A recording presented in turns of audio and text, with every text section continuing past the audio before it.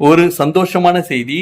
144 சட்டமன்ற உறுப்பினர்களின் ஆதரவுடன் சட்டசபையில் தாவேகா பெரும்பான்மை நிரூபித்து இனி வரும் 5 ஆண்டுகள் எந்த ஒரு பிரச்சனையுமே இல்லாமல் ஆட்சியில் அமரலான்ற ஒரு கான்ஃபிடன்ட் ஒரு அங்கீகாரம் கிடைச்சாச்சு. அதனால எந்த ஒரு பிரச்சனையும் இல்லை. அடுத்தது தாவேகாவின் பொதுச் செயலாளர் அவர்கள் ஒரு அறிக்கையை விட்டிருக்காரு. என்னன்னா, நம்ம திருமண விழாக்கள், பர்த்டே ஃபங்க்ஷனாக இருக்கட்டும், அந்த மாதிரியான நிகழ்வுகள் நடக்கும்போது ஃப்ளெக்ஸ் போர்டு வைக்கிறோம்ல, ஃப்ளெக்ஸ் போர்டு, பட்டாசு வெடிக்கிறது, இனிப்பு கொடுக்கறது, அந்த மாதிரியான விஷயங்கள் நீங்கள் பண்ணும்போது மக்களுக்கு இடையூறு ஏற்படாத வண்ணம் அது இருக்க வேண்டும் என்ற ஒரு முக்கியமான ஒரு கோரிக்கையை வச்சிருக்காரு.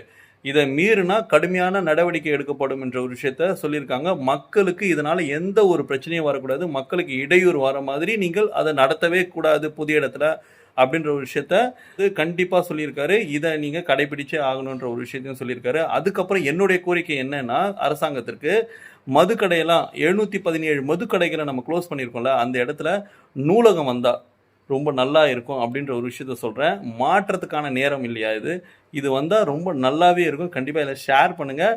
இது அரசாங்கத்துக்கு தெரிஞ்சு அவங்க பண்ணால் ரொம்ப நல்லாவே இருக்கும்ல. கண்டிப்பாக அவங்க பண்ணுவாங்க, அவங்களுக்கு தெரிஞ்சு இருக்கும், அவங்க ஐடியா இருக்கும். பட் என்னுடைய கருத்து அதை நான் பதிவு பண்ணுறேன் இந்த இடத்துல.